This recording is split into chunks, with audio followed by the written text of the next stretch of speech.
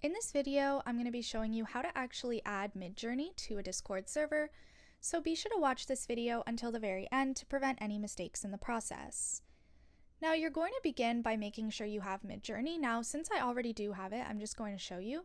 You're just going to click on Add Server and click on Join a Server, and you can just type Midjourney.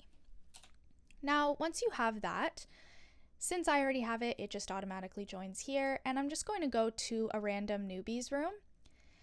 And you're going to actually find the Midjourney bot. You can also do this through looking at all of the members, like so, but you're just going to find the Midjourney bot and click it, and then you can click on Add to Server. You're going to select the server that you want to add it to. I'm just going to add it to tutorial and continue, and then authorize it. Going to confirm that you are a human. And then you can actually go to the Discord server, and as you can see, the Midjourney bot has joined. That's really all there is to it. Be sure to leave a like, comment, and subscribe to the channel. Thanks for watching, and see you in the next video.